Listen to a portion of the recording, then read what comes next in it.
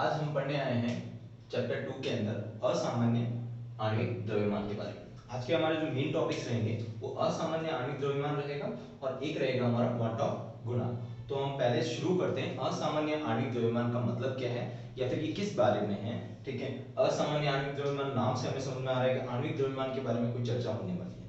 ठीक है, आणविक द्रव्यमान के बारे में कोई चर्चा होने वाली है, उसके लिए अपन बात कर लें कि पहले हम समझें कुछ ऐसा पार्ट जो हमें इसके बारे में इसको समझने में हमारी क्या करेगा, मदद करेगा। तो अपन देखें, हम बात करने वाले हैं कि भाई एक कोई मान लीजिए विलायक है, ठीक है, उसके अंदर कोई विलय आप डाल रहे हैं। ठीक है, तो जो नॉर्मली बात की जाए कि विलय आप इसके अंदर विलायक के अंदर मिक्स कर रहे हैं, मान लीजिए वो क्या है, NaCl। ठीक है, NaCl आपने डाला। अब NaCl डालने के बाद इसका जो आणविक द्रव्यमान की अपन जो गणना कर रहे हैं, ठीक है, वो आणविक द्रव्यमान की गणना प्रॉपर तभी हो पाएगी जब नॉर्मली कुछ कंडीशंस रहती है इसकी कि भाई विलयन आपका क्या होना चाहिए, तनु होना चाहिए, और दूसरी चीज ये होती है कि भाई जो आपका जो विलय हो NaCl या फिर जो भी आप विलय ले रहे हैं उसका कोई समूहन या आपका आयनन नहीं होना चाहिए। परंतु क्या होता है, कई बार क्या होता है, विलयन के अंदर, विलायक के अंदर विलय को डालने पर क्या होता है, उनका समूहन, वियोजन या फिर क्या होता है, समूहन होता है। अब वियोजन और समूहन का मतलब मैं आपको समझा दूं क्या तरीका रहेगा। मान लीजिए आपने NaCl आपके विलायक के अंदर डाला है, वो एक मोल डाला है। अब एक मोल डालने पर अपन कहेंगे कि यहां पर ये वियोजित हो जाते हैं Na प्लस और Cl माइनस के अंदर। ठीक है, तो दो पार्ट में ये वियोजित हो जाते हैं Na प्लस और Cl माइनस के अंदर। ठीक है, और यहां हम कहेंगे एक मोल हमें मिल रहे हैं किसके, Na प्लस के, और एक मोल हमें मिल रहे हैं किसके, Cl। तो एग्जैक्टली अपन बात करें तो कणों की, पार्टिकल्स की बात करें या अणुसंख्यक गुणधर्म, जो कि अपन ने बात कर चुके हैं पहले अपन कि भाई जो सारी प्रॉपर्टीज हैं अणुसंख्यक गुणधर्म, जितनी भी अपन बात कर रहे हैं, जितने भी गुणधर्म हैं, वो सारे के सारे निर्भर करते हैं पूरी तरह से किसके ऊपर, जो विलयन है, विलयन के अंदर जो कणों की संख्या के ऊपर निर्भर करेंगे। अब मोलों की संख्या है, कणों की संख्या पे ये निर्भर करेंगे। परंतु यहाँ केस कैसा हो रहा है कि हम डाल रहे हैं, हम बाहर से जो हमें नजर आ रहा है कितना मोल डाल रहे हैं, एक मोल डाल रहे हैं, और अंदर जाने के बाद वो कितने मोल में विभाजित हो जाता है, दो मोल में विभाजित हो जाता है। इसे हम आयनन कहेंगे, ठीक है, या फिर वियोजन कहेंगे। ठीक है, तो आयनन और वियोजन से प्रभाव क्या हुआ, आयनन और वियोजन से प्रभाव ये हुआ कि यहाँ पर आयनन होने की वजह से ये एक मोल हमारा जो था वो विभाजित हो गया कितने मोल में, दो मोल में। तो मोलों की संख्या जो हो गई वो क्या हो गई, बढ़ गई। अब मोलों की संख्या बढ़ने से आगे ये चीजें क्या करेंगी, इफेक्ट करेंगी। जैसे अपन बात करें, हमने क्वथनांक का उन्नयन पढ़ा, हमने हिमांक का अवनमन पढ़ा। तो ये जो चीजें हमने पढ़ी हैं, इसके अंदर हमने क्या किया है, सारी जो गणना की गई है वो गणना किसके आधार पर की गई है, मोलों की संख्या के आधार पर। तो जो अभी तक हम फॉर्मूले बनाते आए हैं वो सारे फॉर्मूले जो हैं, वो सारे फॉर्मूले नॉर्मल जो हम डाल रहे हैं उतने मोलों की संख्या के आधार पर बनाएंगे। परंतु अगर हमारा विलय, अगर आपके विलायक के अंदर घुलने पर अगर क्या कह सकते हैं, उसके अंदर संगुणन या वियोजन होता है तो फिर मोलों की संख्या में क्या आ जाएगा, परिवर्तन आ जाएगा। तो जो एग्जैक्टली अपन आणविक द्रव्यमान की जो गणना कर रहे हैं अभी तक, ठीक है, वो आणविक द्रव्यमान की गणना हमारी जो होगी वो सही नहीं कहलाएगी। तो यहाँ पर एक बात आ जाती है, यहाँ पे एक विकट मोड़ आ जाता है हमारे इस पूरे चैप्टर के अंदर कि भाई जो अब तक अपन ने पढ़ा है, ठीक है, क्वेश्चन क्या होता है कि क्या जो अपन ने अब तक पढ़ा है, क्वथनांक का उन्नयन, हिमांक में अवनमन, ये सब घटनाएं तो सच्ची है, ठीक है, परंतु क्या इसके अंदर जो हमने आणविक द्रव्यमान की गणना की, ठीक है, जो डेरिवेशन किए, क्या वो गलत होंगे, ठीक है, क्योंकि भाई समूहन या वियोजन होने की वजह से तो क्या आएगा, आणविक द्रव्यमान की मात्रा या आणविक द्रव्यमान की वैल्यू में क्या आएगा, परिवर्तन आएगा। तो क्या इसके अंदर चेंजेस हैं, चेंजेस जरूर आएंगे, परंतु गणना व्यर्थ नहीं है। ठीक है, वो गणना व्यर्थ इसलिए नहीं हुई क्योंकि वॉन हाफ ने हमारे को क्या दिया है, वॉन हाफ गुणांक दिया है। उसके ऊपर आगे अपन चर्चा करेंगे किस तरीके से हमने इसका क्या निकाला, सॉल्यूशन निकाला, किस तरीके से हमने इस चीज को खत्म किया कि भाई आपकी संगुणन और वियोजन हो रहा है तो इसका क्या कंडीशन, क्या आगे अपन क्या प्रोसेस रखेंगे, क्या नहीं। आपको प्रॉब्लम समझ में आई, अब अपन सॉल्यूशन के ऊपर आगे बात करेंगे। ठीक है, ये वियोजन है, वियोजन इस तरीके से रहेगा। संगुणन के बारे में भी मैं आपको एक एग्जांपल लेके बता देता हूं। मान लीजिए ये विलायक है हमारे पास,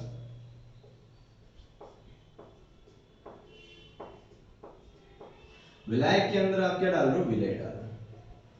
विलय के रूप में डाला आपने CH3COOH। ठीक है, विलायक के तौर पे आपने ले लिया मान लीजिए C6H6। ये आपका कौन है, बेंजीन। बेंजीन को आपने विलायक के तौर पे लिया है, आप विलय को आप इसके अंदर मिक्स कर रहे हो। होता क्या है, CH3COOH के दो अणु आपस में जुड़ के हाइड्रोजन बॉन्ड से, किससे, हाइड्रोजन बॉन्ड से CH3COOH के दो अणु आपस में क्या हो जाते हैं, जुड़ जाते हैं। जुड़ जाते हैं इसका मतलब क्या हुआ, इनका क्या हो गया, संगुणन। ठीक है, आप समझिएगा, अगर इनका संगुणन हो जाता है तो मेरी तरफ से आप ये समझे कि 100 मोल अगर मैंने CH3COOH के डाले, ठीक है, तो अंदर विलायक में घुलने के बाद, ठीक है, वो मोल आपके कन्वर्ट हो जाते हैं कितने में, 50 में। ठीक है, 50 में कन्वर्ट हो जाते हैं, मतलब मोलों की संख्या में क्या आया, परिवर्तन आया। तो ये मोलों की संख्या में अप्रत्याशित जो परिवर्तन आ रहा है, अचानक से जो परिवर्तन आ रहा है, ठीक है, अपन उसके बारे में बात करें, उसकी वजह से आपके असमान, आपका आणविक द्रव्यमान जो गणना होगी, वो आणविक द्रव्यमान आपका समान नहीं रहता। ठीक है, वो आणविक द्रव्यमान में क्या आएंगे, उतार चढ़ाव आएंगे, चेंजेस आएंगे। तो ये संगुणन तथा वियोजन की वजह से, विलय के मोलों के अंदर संगुणन तथा वियोजन की वजह से जो आणविक द्रव्यमान में परिवर्तन आता है, वो आणविक द्रव्यमान में परिवर्तन आपका क्या कहलाता है, असामान्य आणविक द्रव्यमान कहलाता है। तो केवल और केवल ये जो पार्ट हम पढ़ रहे हैं, ये पार्ट इसी वजह से आया है कि आपका जो विलय डालने पर पॉसिबल है कि उन विलय का संगुणन या फिर क्या हो पाए, वियोजन हो सकता है। तो आगे अपन बात करें कि इसका सॉल्यूशन क्या है। देखिए बात समझना, यहाँ मामला क्या हो रहा है, डबल हो रहा है, और यहाँ मामला क्या हो रहा है, हाफ हो रहा है। किसी जगह पे 1/3 भी हो सकता है, कोई भी कंडीशंस हो सकती हैं। ठीक है, तो इसका सॉल्यूशन क्या निकाला जाए, मोलों की संख्या में परिवर्तन होने से अब आगे क्या इफेक्ट किया जाए। तो वॉन्ट हाफ आया, वॉन्ट हाफ ने हमारे को कहा कि भाई, वॉन्ट हाफ ने कहा कि मैं आपको एक गुणांक दूं, ठीक है, आपको कुछ भी नहीं करना है, क्योंकि बात को समझिएगा, अगर हम मोलों की संख्या में परिवर्तन है, ठीक है, तो इसका मतलब आपके जितने भी फॉर्मूले आपने बनाए हैं, delta T F, delta T B, delta T F, ठीक है, पाई का, और सभी के जितने भी आपने फॉर्मूले बनाए, उन सभी के अंदर क्या करने पड़ेंगे, अपन को परिवर्तन करने पड़ेंगे। तो वॉन्ट आपने कहा आप सभी फॉर्मूलाज में, सभी डेरिवेशंस में परिवर्तन ना करें, ठीक है, बल्कि इसके अंदर क्या किया जाए, एक गुणांक को मल्टीप्लाई कर लिया जाए। समझिएगा कैसे, मोलों के अंदर उतार आया है या चढ़ाव आया है, जो भी चेंजेस आए हैं, ठीक है, जितना चेंज आया है, जितना परिवर्तन आया है, उस परिवर्तन को क्या कर लीजिए, पूर्ति कर लीजिए। पूर्ति करने का मतलब क्या, कि अगर मान लीजिए मोलों की संख्या में डबल हुई है, मोलों की संख्या अगर आपकी क्या हुई है, डबल हुई है, तो डबल हुई है, तो उस बेसिस पे आप क्या कर लीजिए, जो आपका जो डेल्टा टीएफ निकल रहा है, अगर डेल्टा टीएफ की बात की जाए, डेल्टा टी बी और डेल्टा टीएफ की अगर हम नॉर्मली बात करें, डेल्टा टीएफ, ठीक है, तो डेल्टा टीएफ एग्जैक्टली अपन बात करें तो प्रोपोर्शनल रहेगा एनपी के। विलय के मोलों की संख्या के लिए क्या रहेगा, हमेशा प्रोपोर्शनल रहेगा। उनका कहना ये है कि अगर एनबी आपका बढ़ रहा है, तो जितने से बढ़ रहा है उतने से आप डेल्टा टीएफ को क्या कर लीजिए, मल्टीप्लाई कर लीजिए। ठीक है, मान लीजिए ये दुगना हो रहा है, तो दुगना हो रहा है, तो ये आई जो रहेगा आपका, वो आई आपका क्या रहेगा, वो परिवर्तन रहेगा। वो परिवर्तन रहेगा किसके बीच में, ठीक है, कि भाई आपने जो प्रेषित किया, आपने जो ऑब्जर्व किया, जितना आपके पास अभी आपके संगुणन तथा आयनन के पश्चात जो आपके कणों की संख्या है या मोलों की संख्या है, वो आपके मोलों की संख्या, और उसके बटाव में आप क्या कर लीजिए, जो सैद्धांतिक मोलों की संख्या है, वो आप जो भी आपके अनुसंख्या जो भी आ रहा है पार्ट, वो आप रख दीजिए, और उसके बेसिस पे क्या करिए, आई का मान निकाल लीजिए। आई का मान क्या है, आई वो परिवर्तन है, ठीक है, जो चेंजेस मोलों के द्वारा लाया जा रहा है। ठीक है, मैं आपको समझा दूं कि आई के अंदर क्या कंडीशंस आएगी, चेंजेस क्या आएंगे। ठीक है,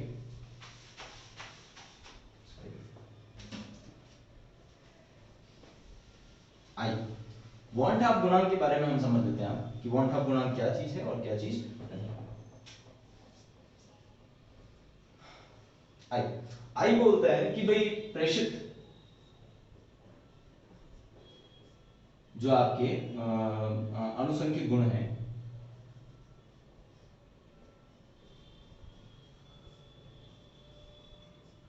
बटा सैद्धांतिक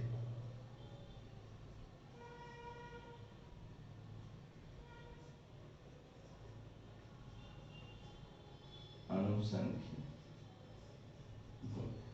प्रेषित तो ये कि भाई प्रेषित का मतलब क्या, वियोजन अथवा संयोजन के पश्चात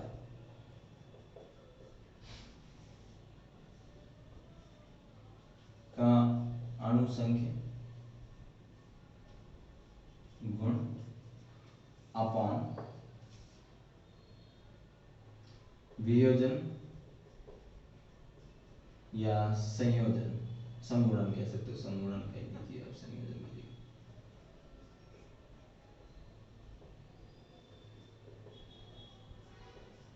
के पहले का अनुसंख्य,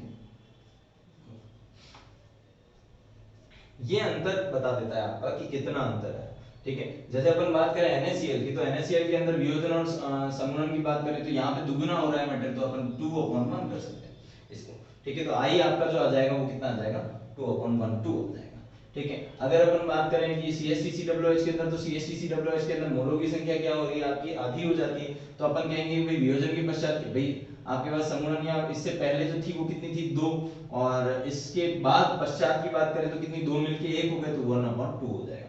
तो ये आपका आई निकल जाएगा। ठीक है, तो आई की वैल्यू यहाँ से निकल जाएगी, ये परिवर्तन हो गया। ये परिवर्तन आपको क्या करना है, गुणा करना है किसके अंदर, जो सारे के सारे आपके क्या हैं, डेल्टा टीएफ और ये सारे के सारे हैं। ठीक है, जो भी वैल्यू आपकी डेल्टा टीएफ की निकलती है, डेल्टा टीबी की निकलती है, उसको आपको जाके गुणा कर देना है किससे, आई से। तो इससे एग्जैक्टली आपकी जो नॉर्मल वैल्यू निकलनी चाहिए डेल्टा टीएफ की, डेल्टा टीबी की, इन सभी की वैल्यू आपकी प्रॉपर तरीके से निकल जाएगी। यही कहता है वान हाफ गुणा। तो वान हाफ गुणा की बात की जाए, अनुसंख्यक गुण की बात की जाए, ठीक है, तो अपन इसका फॉर्मूला जितने भी होने चाहिए वो लिख लेते हैं। आई जो रहेगा एग्जैक्टली अपन बात करना चाह रहे हैं, मैं ये कहना चाह रहा हूं पर डेल्टा टी बी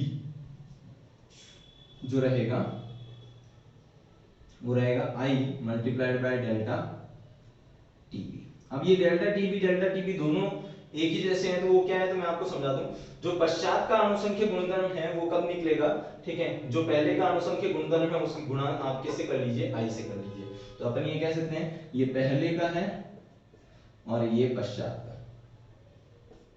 ठीक है, तो ये प्रोसेस रहेगा और इसके बेसिस पे आई अगर आप निकालना चाहते हैं तो आई इक्वल टू क्या कहलाएगा, डेल्टा टीबी आपका, ठीक है, प्रेषित लिख लीजिए आप, delta TB sorry delta TB प्रेषित बटा डेल्टा टीबी क्या कहेंगे,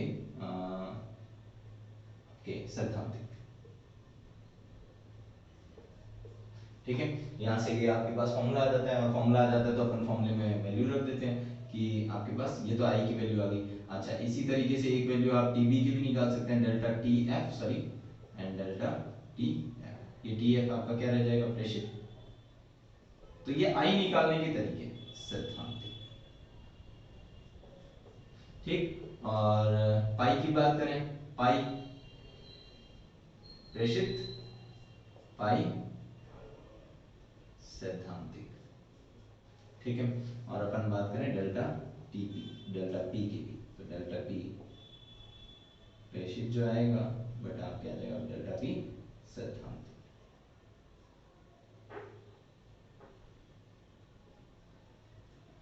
अच्छा, ये तो रह गया आयोटा का मान। ठीक है, आई का मान जो अपन बात करें। अब अपन कहते हैं फॉर्मूलाज में क्या चेंजेस होंगे या क्या चेंज करेंगे। तो अपन को जो है, अपन को क्या करना है, ये जो आई है, आई की जो भी वैल्यू आती है उस वैल्यू को अपन को क्या करना है, मल्टीप्लाई करना है किससे, पुराने मान में। तो पुराने मान में मल्टीप्लाई करेंगे तो नए मान आ जाएंगे। तो अपने पास जो फॉर्मूला बन रहा था डेल्टा टीवी का, वो क्या बन रहा था, 1000 multiplied by KB multiplied by WB बटा M B multiplied by W A. ये अपने पास फॉर्मूला बनता था। ठीक है, तो उस बेसिस पे अपन बात करें कि टी डेल्टा टीबी की बात करें, ठीक है, ये हमारे पास फॉर्मूला बन रहा था। तो अपन अब अपने को क्या करना है भाई, ये तो डेल्टा टीबी का पहले का फॉर्मूला था, और अब जो अपन को नया है तो अपन क्या करेंगे, आयोटा से उसको क्या करना है, गुणा करना है, तो अपने पास वैल्यू आ जाएगी प्रॉपर। ठीक है भाई, कैसे, अपन एक एग्जांपल की बात करें, जो डेल्टा टीबी की वैल्यू NaCl के पहले आ रही थी, ठीक है, मुझे उसको किससे गुणा करना पड़ेगा, आयोटा का मान मतलब कि 2 से उसको क्या करना पड़ेगा, गुणा करना पड़ेगा, तब जाके अपने पास अब नई वैल्यू आ जाएगी डेल्टा टीबी की, और वही सही होगी। ठीक है, तो अपन वही बात कर रहे हैं कि डेल्टा टीएफ की बात करें कैसे निकालेंगे, तो आयोटा का मल्टीप्लिकेशन कर दीजिए आप 1000 मल्टी, अच्छा आयोटा आपको निकालना है यहाँ पर मास के बारे में। ठीक है, तो जो आपका मोलर मास रहे तो m आपका जो प्रेषित रहेगा, तो यहाँ पे उल्टा हो जाएगा, क्योंकि अपन जानते हैं एम बी की बात करें तो ये होता है W B upon M B. ठीक है, तो हम ये कह सकते हैं कि Nb जो होता है वो इनवर्सली प्रोपोर्शनल होता है Mb के, ठीक है। तो अपन ये कह सकते हैं कि भाई जैसे अगर आयोटा का मान निकाल रहे सभी में प्रेषित का कौन सैद्धांतिक आ रहा है, क्योंकि वो तो क्या है प्रोपोर्शनल है, ठीक है। यहाँ पे क्या है इनवर्सली प्रोपोर्शनल है, तो अपन यहाँ पे अपन बात करें तो Nb जो आपका आएगा वो क्या आएगा सैद्धांतिक, अगर इसके आधार पर आयोटा का मान निकालना चाहते हैं अपॉन Mb अनुभाग, ठीक है, वो रहेगा प्रेषित, ये आयोटा का मान रहेगा, ठीक है। यहाँ बात करें तो 1000 इंटू आपके वही KF आ जाएगा यहाँ पे, ठीक है, multiplied by WB upon MB WA, ठीक है। तो ये आयोटा से आप गुना कर सकते हैं। अब आप अगर पाई का मान निकालना चाहते हैं तो पाई की बात करें तो पाई इक्वल्स टू, ठीक है, वही आयोटा से आपको गुना करना है, ठीक है, फॉर्मूले को। तो ये वन हाफ गुणांक ने हमारे को बहुत ही अच्छी सुविधा दी है कि आप वन हाफ गुणांक का गुना कर लीजिए और आप आपकी जो प्रॉब्लम है उसको सॉल्व कर लीजिए, ठीक है। तो आई का आपको गुना करना है किसके साथ, पाई, पाई के अंदर क्या आ जाएगा भाई NB, ठीक है। तो RT R multiplied by T WB multiplied by sorry upon W MB, ये अपने पास वैल्यू हो जाएगी किसकी, पाई की, आयोटा से आपने उसको गुना कर दिया है, पाई की वैल्यू आ गई है, और आपने क्या पी की, तो P not A minus P upon P not A, जो अपन वास्तव में आवर्तन निकालते थे उसका अपन फॉर्मूला क्या लिखते थे, काई भी लिखते थे, काई भी की जगह हम क्या कर लेते हैं आयोटा काई। तो ये अपने पास फॉर्मूलाज में क्या आ जाएंगे, चेंजेस आ जाएंगे। जो सारे अनुसंख्य गुणधर्म के द्वारा जो हमने फॉर्मूलाज निकाले थे डेल्टा टीबी को निकालने के लिए, डेल्टा टीएफ को निकालने के लिए, उन सभी में क्या आ जाएगा, चेंजेस आ जाएगा। और मोलर मास निकालने के लिए जो चेंजेस आने वाले हैं, मोलर मास के लिए जस्ट इसका क्या हो जाएगा, उल्टा हो जाएगा। क्योंकि अगर मुझे एमबी की वैल्यू कैलकुलेट करनी है तो आप ध्यान में रखिएगा, एमबी की वैल्यू अगर मैं कैलकुलेट करना चाहूं, ठीक है, तो फिर क्या कंडीशन आ जाएगी, जो पार्ट जो था आपका, ठीक है, एमबी की वैल्यू अपन जहां पे मोलर मास निकालना चाहेंगे, ठीक है, मोलर मास आपको कंडीशन क्या रहेगी, जस्ट उसका रेसिप्रोकल होता है, उल्टा होता है। दैट्स व्हाई जब आप डेल्टा पी और डेल्टा पी आप यहाँ आयोटा का मान जब निकाल रहे हैं किसके बेसिस पे, इनके बेसिस पे, तो आप क्या निकालेंगे, प्रेषित ऊपर रखेंगे, सैद्धांतिक नीचे रखेंगे, और यहाँ पे आप सैद्धांतिक ऊपर रखेंगे, अगर मोलर मास के आधार पे निकाल रहे हैं तो प्रेषित नीचे रखेंगे। ये आप हमेशा ध्यान रखना, क्योंकि ये न्यूमेरिकल के अंदर क्या कर देते हैं, कभी कभी न्यूमेरिकल के अंदर कुछ ट्रिकी सवाल दे देते हैं, क्वेश्चन दे देते हैं, जिसके अंदर हम क्या हो जाते हैं, उलझ जाते हैं। फॉर्मूले आपके सामने है आपके पास, ठीक है, इस आधार पर आप क्वांटम गुणांक के साथ आप क्या कर सकते हो, आसानी के साथ कैलकुलेशंस कर सकते हो। तो ये क्वांटम गुणांक की बात हो जाती है कि क्वांटम गुणांक क्या था, क्या नहीं था, क्यों आया था, उसका ऊपर क्वेश्चन था, हमने उसका सॉल्यूशन दिया क्वांटम गुणांक के थ्रू। अब बात आ जाती है क्वांटम गुणांक तथा वियोजन की मात्रा में संबंध। अब वियोजन की मात्रा क्या, कि भाई NaCl आपने डाला था, एक एग्जांपल के तौर पे बात करें तो NaCl आपने डाला था, NaCl का वियोजन हुआ था Na+ और Cl- में, तो वो वियोजन की जो मात्रा थी, ठीक है, कितनी मात्रा वियोजित हो रही है, ठीक है, मान लो जो NaCl डाला है उसमें से पूरा का पूरा वियोजित हो, ये जरूरी नहीं है, तो जितनी मात्रा वियोजित हो रही है उसमें, और जो क्वांटम गुणांक है उसके अंदर अपन क्या निकालने वाले हैं, संबंध निकालने वाले। तो आप देखिए किस तरीके से अपन इसको देखते हैं, कैसे अपन इसका लास्ट फॉर्मूला निकालते हैं।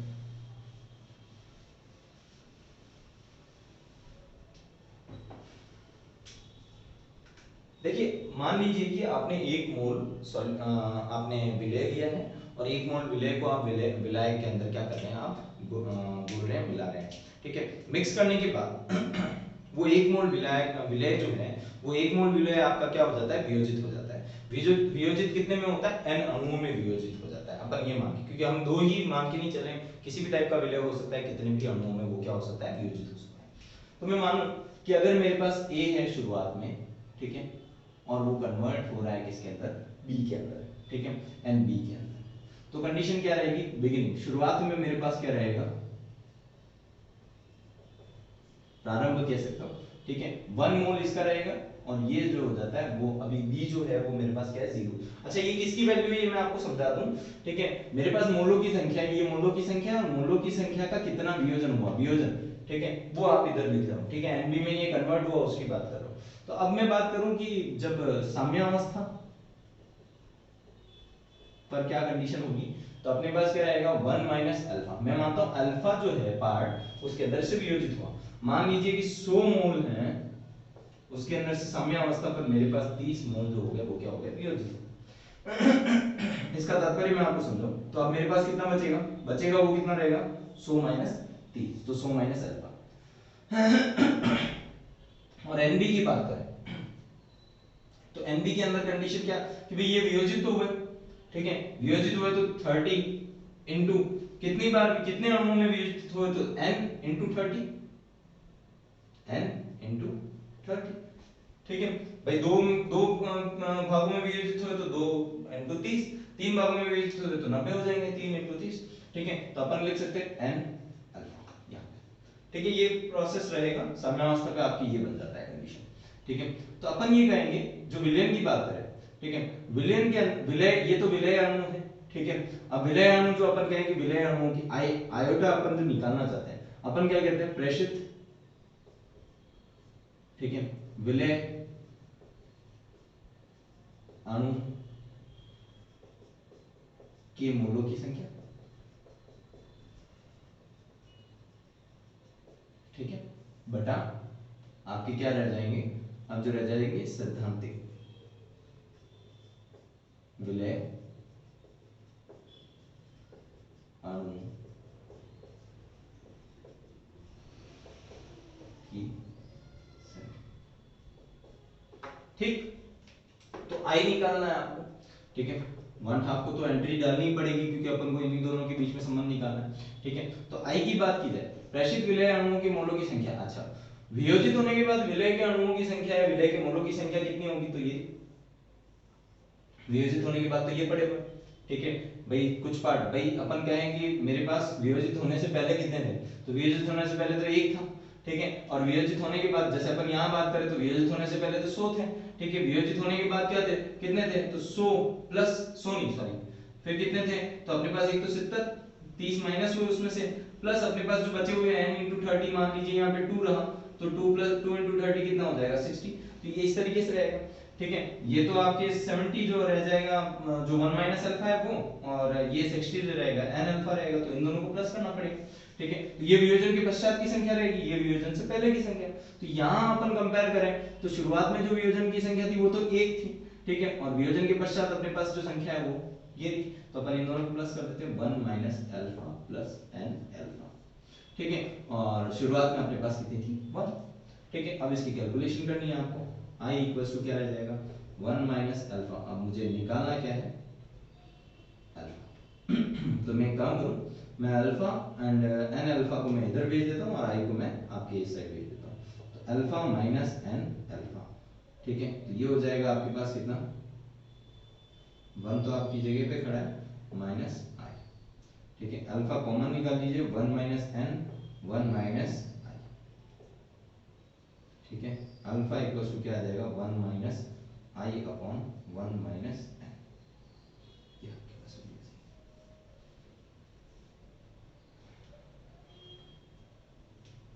बिल्कुल, ठीक है। तो ये आपके पास वैल्यू आ जाती है और ये वैल्यू संबंध बताती है किसके अंदर, वियोजन की मात्रा, वियोजन की मात्रा आपकी क्या रहेगी अल्फा कहलाएगी यहाँ पे, और जो आपके आयोटा जो कह सकते हो आप 1/2 गुणन के अंदर। तो ये इस प्रकार का छोटा सा अपन को क्या करना है डेरिवेशन, अपने यहाँ पे सारे आपके केमिस्ट्री के अंदर आप ये ध्यान रखिएगा बहुत छोटे छोटे डेरिवेशंस हैं, ठीक है। बस वही है, मैटर की थ्योरी आपको समझ में आ रही है तो आप आसानी के साथ डेरिवेशंस क्या कर सकते हो, आगे से आगे कर सकते हो, प्रोसीड कर सकते हो। तो ये क्लियर हुआ आपका वियोजन की मात्रा और 1/2 गुणांक के अंदर संबंध की बात कर लेते हैं। अब आप अपन बात कर लेते हैं 1/2 गुणांक तथा समूहन की मात्रा में संबंध। सिमिलर प्रोसेस रहेगा, थोड़ी थोड़ी जगहों पे चेंजेस होगा वो मैं आपको बता देता हूं। अभी अपने पास A था और अपन NB में कन्वर्ट कर रहे थे, इस बार अपने पास Na होगा क्योंकि भाई अलग अलग अणु थे और अब अपन जोड़ रहे हैं, समूहन का मतलब अपन जोड़ रहे हैं, अपन क्या जोड़ रहे हैं मतलब वो सेल्फ जोड़ रहे हैं, तो अपन कह सकते हैं Na है अपने पास और An वो बना रहे हैं, जोड़ रहे हैं आपस में, ठीक है। वही कंडीशन रहेगी, शुरुआत में मेरे पास 1 रहेगा और इसके पास 0 रहेगा, ठीक है। 1 माइनस अल्फा जरूर होगा और यहाँ जो हो जाएगा वो कितना हो जाएगा n अपॉन अल्फा, जितना भी होगा उसका डिवाइड करना पड़ेगा अपन को, ठीक है। n अपॉन अल्फा रहेगा, ठीक है। वही प्रोसेस रहेगा कि भाई यहाँ पे मल्टीप्लाई कर रहे थे, अब जो संगुणन हो रहा है तो मल्टीप्लाई नहीं करके उसका क्या करेंगे डिवाइड करेंगे, डिवाइड करने का मतलब क्या 2 से डिवाइड करेंगे, भाई जो आपके 30 थे वो 30 अब किस में कन्वर्ट हो रहे हैं 15 में कन्वर्ट हो रहे हैं, संगुणन का मतलब तो आपका 30/2 किया ना आपने, तो 30/2 किया, इसका मतलब n अपॉन अल्फा करना पड़ेगा। सेम फॉर्मूला रहेगा प्रेषित विलयों के विलय के अणुओं के मोलों की संख्या और सैद्धांतिक विलय के अणुओं की मोलों की संख्या आई निकालना है तो आपको, ठीक है। तो कंडीशंस क्या रहेगी, यहाँ पे प्लस में क्या आ जाएगा, n अपॉन अल्फा आ जाएगा, ठीक है। अपॉन में 1 है ही आपके पास। अब कैलकुलेशन वाला पार्ट थोड़ा सा डिफरेंट रह जाएगा और इसके थ्रू आप बस ये कैलकुलेशन करके आई और अल्फा का मान निकाल लीजिए।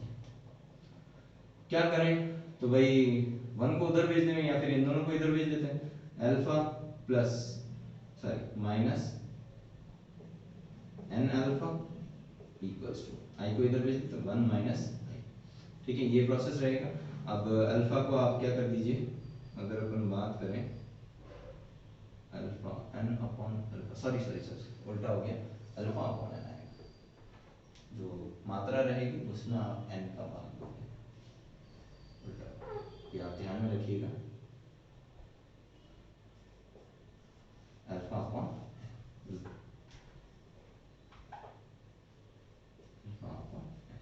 ठीक है। लघुत्तम ने तो किसका आएगा n, और n अल्फा यहाँ पर आ जाएगा आपके पास, माइनस क्या आ जाएगा अल्फा, ठीक है।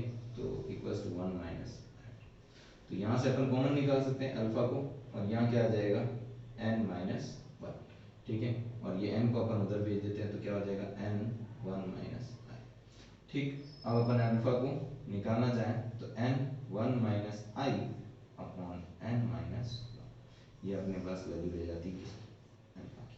तो अल्फा यहाँ पर क्या है, समूहन की मात्रा, और i हमारे पास जो है वो वैल्यू है किसकी, आपके 1/2 गुणांक की। तो इस प्रकार से हमने अल्फा और i के अंदर क्या निकाला है, संबंध निकाला है। तो आज हमने एग्जैक्टली क्या पढ़ा, आज हमने जो पुराना पढ़ा हुआ है उसी को थोड़ा सा रिनोवेट किया है, ठीक है। जो हमने सारे जो अनुसंख्यक गुणधर्म किए थे, अनुसंख्यक गुणधर्मों को ही थोड़ा सा क्या किया है, रिनोवेट किया है। रिनोवेट करने का मतलब क्या, चेंजेस किए हैं उसके अंदर, ठीक है।